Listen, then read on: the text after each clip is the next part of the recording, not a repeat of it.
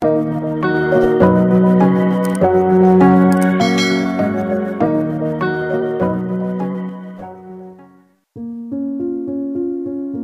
County terletak di pusat kota Florida, memiliki kota yang unik dan kecantikan alamnya.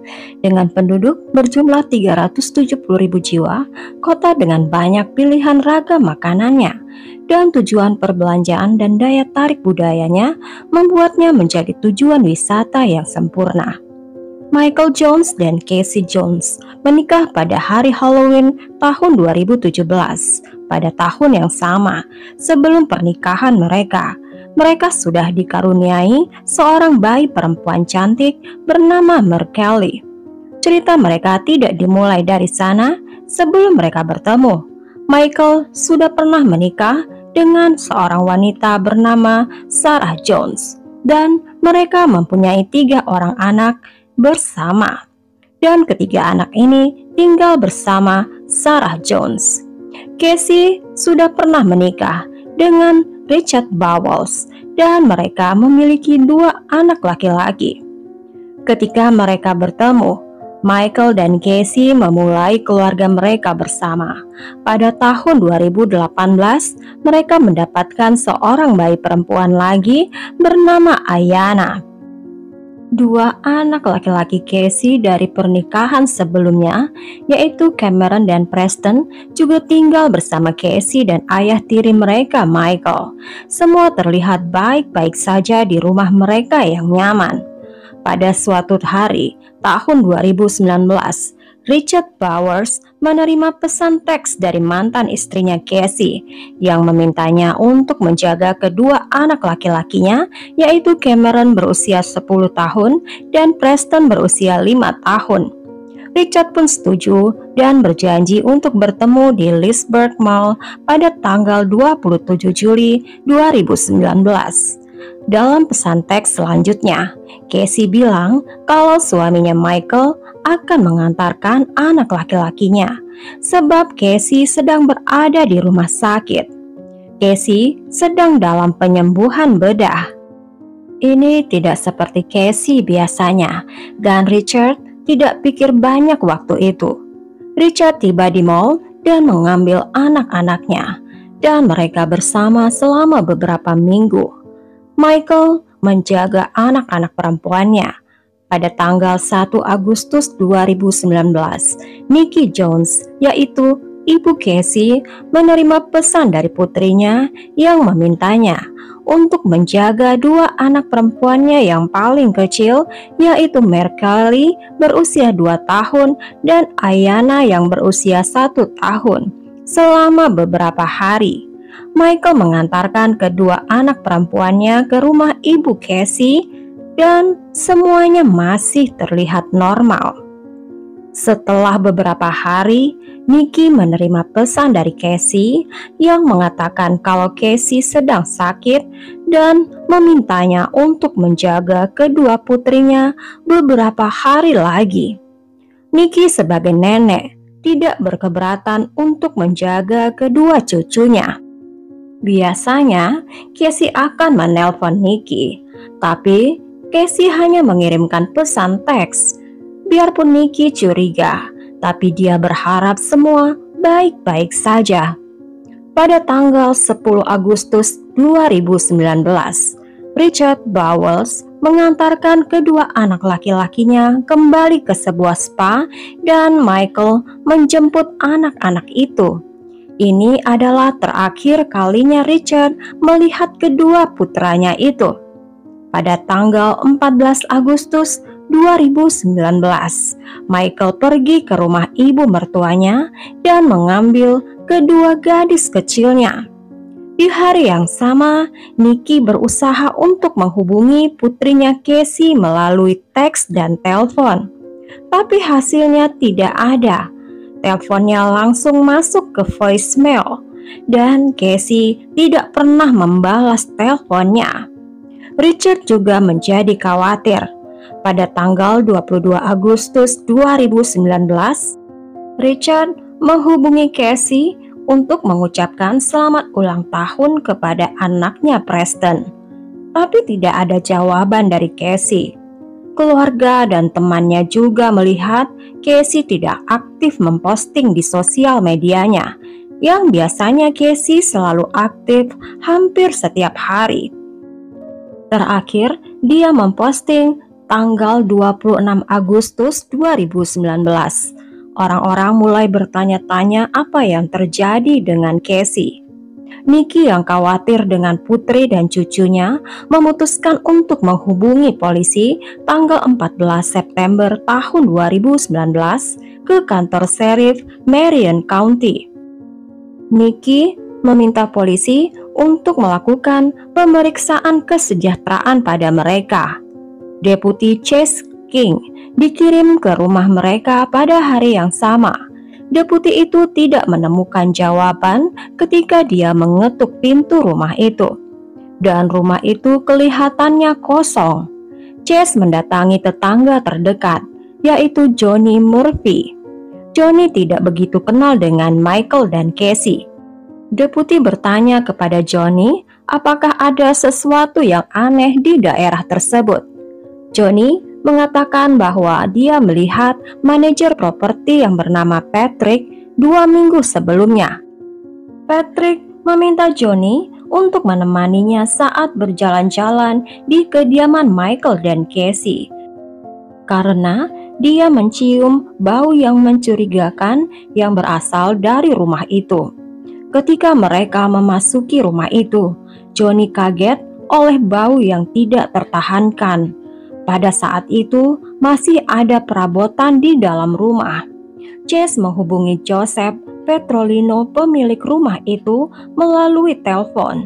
Joseph memberitahukan deputi bahwa dia sedang dalam proses penggusuran terhadap Michael dan Casey sekitar tanggal 23 Agustus 2019. Ketika Joseph menghubungi Casey mengenai penggusuran itu, Casey menginformasikan kalau dia tidak berhubungan lagi dengan Michael. Dan Casey meminta Joseph menghubungi Michael. Joseph menghubungi Michael dan segera dia menerima pesan teks dari Michael. Michael menyatakan bahwa dia akan meninggalkan rumah itu dan akan meninggalkan kuncinya di counter. Setelah itu Joseph berulang kali menghubungi Michael tetapi selalu gagal. Setelah pasangan itu pergi, Joseph mengklaim bahwa salah satu manajer propertinya telah membersihkan rumah dan melakukan beberapa perbaikan. Misteri tentang apa yang terjadi pada Michael dan Casey serta keempat anak-anaknya menjadi misteri. Sersan Micah Moore tiba di tempat kejadian untuk bergabung dengan Chase. Mereka memasuki rumah itu sebelum mereka mendapatkan izin dari pemilik properti, Joseph. Ketika kedua polisi itu membuka pintu dan melangkah masuk ke dalam, tercium bau busuk yang luar biasa. Detektif-detektif itu langsung mengenali kalau itu adalah bau dari sisa-sisa manusia atau hewan yang membusuk. Saat mereka masuk, semua perabotan sudah tidak ada, kecuali perabotan dapur. Terlihat bahwa lantai dan lemari baru saja dipasang di beberapa bagian rumah. Detektif bertanya kepada Joseph apa dia menyuruh tukang memasang kipas angin di situ. Kata Joseph, iya, karena di situ bau. Penyelidikan terhadap rumah itu dihentikan oleh Joseph karena satu alasan, dan Joseph meminta polisi untuk meninggalkan rumah itu. Kelihatannya satu kejahatan besar sudah terjadi. Polisi bertekad untuk mencari tahu apa yang terjadi. Polisi mengetahui kalau Casey memiliki sebuah mobil Chrysler Pacifica van putih 2017 dengan jendela belakangnya hilang, tapi mobil itu tidak dapat ditemukan. Pencarian terhadap Casey dan anaknya yang hilang memprihatinkan polisi. Mereka dimasukkan ke dalam database orang hilang. Polisi mencari mobil van putih dengan jendela belakang yang hilang. Pada pagi hari tanggal 15 September 2019, mereka mencoba menghubungi Michael melalui telepon berkali-kali, tapi Michael tidak dapat dihubungi. Pada hari yang sama, mereka menghubungi mantan istri Michael, yaitu Sarah Jones, melalui telepon. Dan polisi mengumpulkan informasi mengenai Casey dan anaknya. Sarah mengatakan kalau dia terakhir melihat Michael dan Casey pada tanggal 13 September 2019, hari Jumat, antara jam 5:30 sore dan jam 6 sore di McDonald Street di Palatka, Florida. Sarah bertemu dengan Michael untuk kunjungan anak, namun Casey tetap berada di mobil putihnya. Sarah melihat kalau Michael dan Casey terlihat sehat, tapi Sarah tidak melihat salah satu anak pasangan itu. Pada hari itu, polisi ingin memverifikasikan pernyataan Sarah. Detektif mendatangi McDonald di Palatka untuk memeriksa interaksi antara Sarah dan Michael. Detektif melakukan pemeriksaan rekaman CCTV di McDonald itu pada tanggal dan waktu yang Sarah mengklaim dia melihat Michael dan Casey. Tapi polisi tidak dapat melihat rekaman mobil van putih keluarga itu di CCTV. Kemudian, polisi berusaha menelpon Sarah lagi, tapi polisi tidak dapat menghubunginya. Keesokan harinya, Sarah mengubah pernyataannya kalau dia sebenarnya tidak melihat Casey pada tanggal 13 September 2019. Tapi Sarah mengatakan bahwa dia bertemu dengan Michael di McDonald seperti yang dijelaskan sebelumnya. Tapi besoknya lagi, Sarah menyangkal kalau dia sudah bersama Michael di McDonald pada tanggal 13 September 2019. Polisi makin curiga dan mereka tidak mempercayai apapun yang dikatakan Sarah. Polisi melakukan wawancara melalui telepon dengan Connie Rickler, yaitu ibu Michael, bahwa dia diinformasikan oleh Sarah, mantan istri Michael, kalau dia terakhir melihat Michael dan Casey pada hari Jumat tanggal 13 September 2019. Connie mengatakan bahwa dia melakukan percakapan lewat pesan dengan anaknya Michael pada hari Jumat itu dan membenarkan kalau Michael dan Casey dalam keadaan baik-baik saja. Michael bahkan mengatakan kalau dia akan pergi ke Kentucky untuk mengunjungi keluarga Casey. Polisi juga mendapatkan pesan dari nomor anonim, yaitu dari Michael sendiri. Michael mengaku mendengar polisi sedang mencarinya. Michael mengaku dia tidak sedang berada di kota itu dan dia akan tiba di sana pada keesokan pagi. Richard menceritakan percakapan yang mengganggu yang dia lakukan dengan kedua anak-anaknya, Cameron dan Preston Bowers, yang telah bersamanya pada akhir Juli hingga awal Agustus 2019. Anak laki-laki itu menceritakan kepada ayahnya Richard bahwa ayah tirinya Michael sudah memukul mereka dan melakukan kekerasan fisik kepada mereka. Dan Michael dan Casey melakukan perkelahian fisik yang kejam hampir setiap malam yang akan berlangsung berjam-jam. Michael juga akan melampiaskan amarahnya kepada anak-anak di rumah, memukul mereka dengan gantungan baju atau apapun yang dapat dia temui. Detektif mendatangi kediaman Sarah di Jacksonville, Florida. Sarah menceritakan pernikahannya dengan Michael dari tahun 2007 sampai tahun 2011. Mereka berpisah karena Michael berselingkuh dengan Casey. Sarah jarang berkomunikasi dengan Michael sejak bulan April 2018. Namun, Pada Juli tahun 2019, Michael menghubunginya untuk mengatakan bahwa Michael dan Casey berpisah. Selama beberapa minggu berikutnya, Michael bolak-balik mengunjungi anak-anaknya di rumah Sarah dan membawa mereka ke rumahnya di Marion County. Michael menjemput anak-anaknya pada tanggal 26 Juli tahun 2019 dan mengembalikan mereka tanggal 11 Agustus 2019. Sarah mengatakan Michael datang ke rumahnya pada tanggal 30 Agustus 2019 dan tinggal di sana sejak itu, kecuali pada siang hari tanggal 10 September 2019 ketika dia pergi untuk mengurus sesuatu masalah pribadinya. Sarah mengatakan ketika dia menerima telepon dari detektif yang menanyakan Casey, Michael menyuruh Sarah bilang kepada polisi kalau Sarah sudah bertemu Michael dan Casey di McDonald tanggal 13 September. Sarah mengkonfrontasi Michael lagi dan mendesaknya untuk menelpon detektif. Dan Michael menggunakan handphone milik putra Michael dan Sarah untuk menelpon polisi.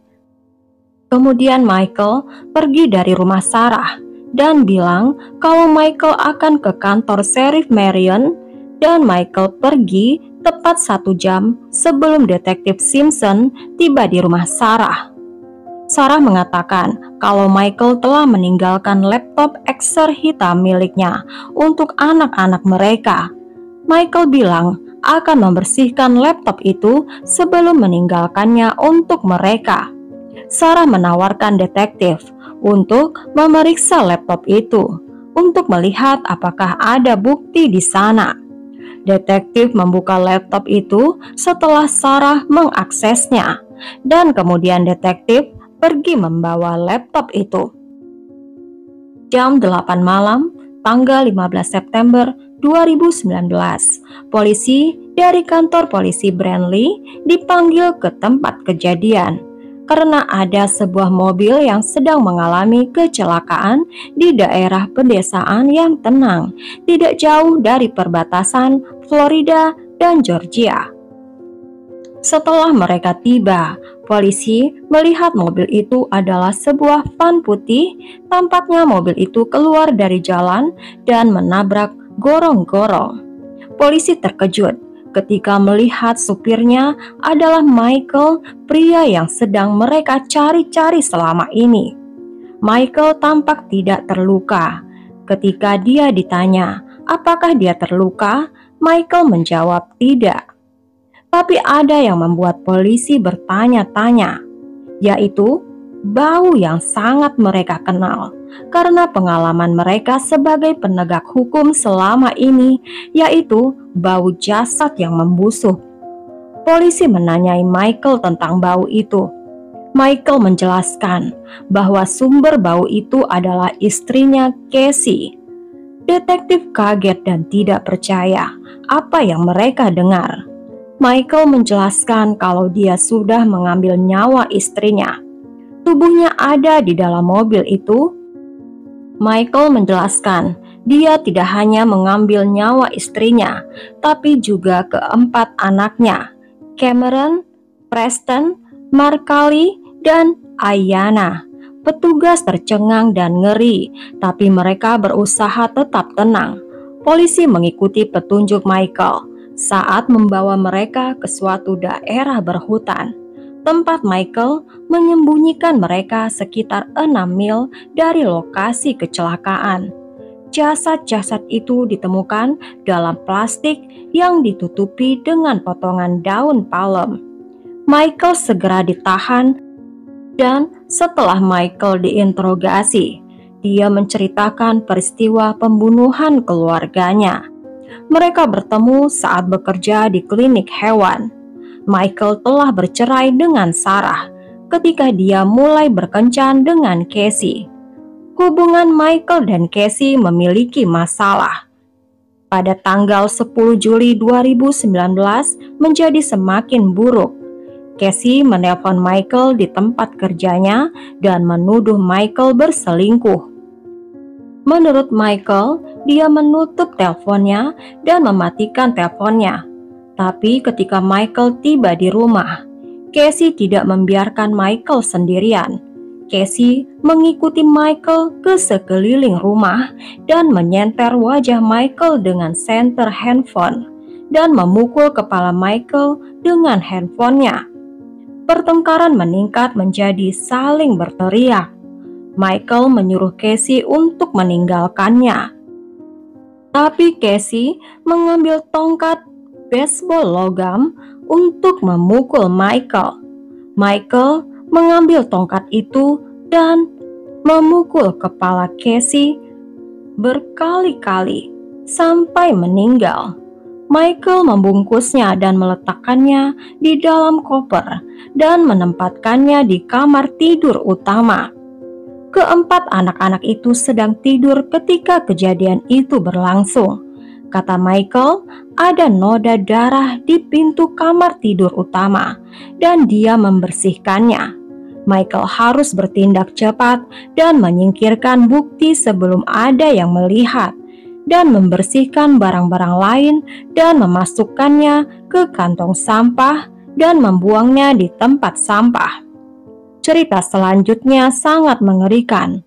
Setelah Michael menghabisi istrinya, dia mulai menggunakan handphone istrinya untuk memposting di sosial media Casey, supaya terlihat kalau istrinya masih hidup. Ketika polisi bilang kepada Michael kalau Michael bisa saja pergi sebelum pertengkaran itu menjadi semakin parah, tapi Michael bilang kalau dia tidak bisa melakukannya. Michael bilang dia memilih tetap tinggal di situ dan membuat kejadian di luar kendali. Michael Jones melanjutkan pengakuannya yang mengerikan.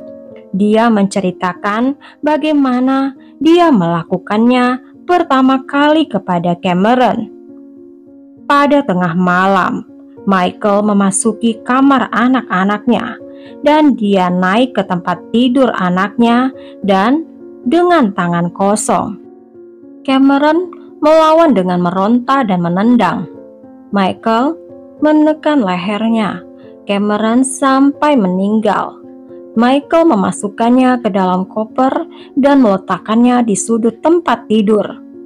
Malam berikutnya, Michael mengambil nyawa Preston karena tangan Michael sakit karena Cameron yang berontak. Michael membenamkan Preston di bak mandi dan memasukkannya ke tempat sampah dan membiarkannya sampai beberapa hari di kamar mandi. Dia kemudian memasukkannya ke dalam tas jinjing. Michael juga menggunakan pasir kucing untuk menyerap cairan tubuh dari jasad yang membusuk.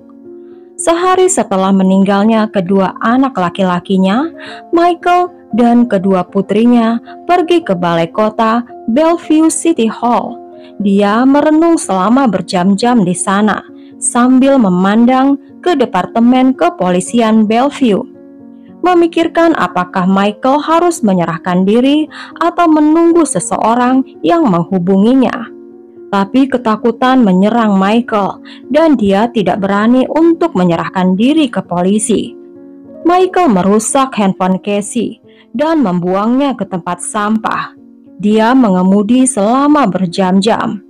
Ketika Michael kembali ke rumahnya, kegelapan menguasainya. Michael mulai memutuskan untuk mengakhiri hidup kedua anak perempuan kecilnya. Michael mengisi bak mandi dan mengambil kain untuk menutup saluran airnya. Dia mengambil Merkelly yang masih bangun. Michael menahannya di bawah air sampai Merkelly meninggal. Dan Michael melakukan yang sama kepada Ayanna. Pada hari yang sama, kedua gadis kecil itu ditempatkan di tas jinjing yang sama. Michael mengatakan pada akhir Agustus atau awal September 2019, Dia sudah menempatkan semua jasad-jasad itu yang sebelumnya dia masukkan ke dalam tas jinjing ke dalam mobil van putih keluarga. Dia menggunakan kapur barus dan semprotan pewangi di dalam van. Michael mengatakan kepada polisi bahwa Sarah tidak tahu apa-apa tentang semua pembunuhan itu dan tidak terlibat apapun. Michael menjelaskan kalau hubungannya dengan Sarah hanya hubungan orang tua yang mengasuh anak-anak mereka bersama dan tidak ada lagi. Ketika Michael meninggalkan rumah Sarah, dia berpura-pura akan datang ke kantor polisi Marion County, tapi Michael malah melarikan diri keluar negara bagian. Michael menjadi resah dan tidak yakin dengan langkah selanjutnya. Michael melanjutkan perjalanan tanpa tujuan sampai dia melihat jalan setapak di sisi jalanan dan memutuskan untuk menepi dan buang air kecil di sana. Saat itulah dia membuat keputusan yang mengerikan untuk memindahkan tas-tas berisi jasad-jasad keluarganya dan membuangnya di hutan. Namun, dia meninggalkan tas yang berisi jasad Casey di belakang mobil dan setelah itu dia melanjutkan perjalanan ke utara. Di beberapa titik, Michael akhirnya kehilangan kendali atas mobilnya dan dia mengalami kecelakaan dan merusak mobilnya. Ketika polisi menanyakan kenapa Michael mengalami kecelakaan, Michael bilang ketika Michael keluar dari hutan, GPS mengubah rute Michael dan Michael mengotak-atik GPS dengan menyentuh touchscreen-nya. Dan Michael menuju ke arah sana dan sini dan berusaha berbelok, tapi sepertinya Michael tersesat. Michael menyatakan kalau dia tidak ada pengaruh obat-obat terlarang dan dia benar-benar sadar dan dengan pikiran jernih. Michael mengatakan kalau dia mengambil nyawa anak-anaknya untuk menjaga supaya terlihat kalau Casey masih hidup. Michael juga menyebut bahwa dia melakukannya sebagian karena Casey marah kepadanya dan anak-anak itu terhubung dengan Casey. Setelah Michael didakwa dengan 4 dakwaan pembunuhan tingkat pertama untuk anak-anaknya dan 1 dakwaan pembunuhan tingkat 2 untuk istrinya. Michael menunggu selama 3 tahun untuk persidangannya yang dimulai pada bulan November tahun 2022. Michael akhirnya mengaku bersalah atas semua tuduhan. Juri merekomendasikan hukuman mati untuk Michael. Pada tanggal 28 April 2023, Michael dijatuhi hukuman mati. Sampai di sini dulu ceritanya guys. Semoga kita bisa mengambil pelajaran dari semua cerita ini dan diambil hikmahnya dan dibuang jauh-jauh semua tindakan kekerasan yang ada di dalamnya. Terima kasih sudah menonton videonya sampai selesai dan terima kasih juga buat yang sudah subscribe dan tuliskan komentar di kolom komentar. Berikan subscribe dan like-nya untuk tahu setiap saya upload video baru.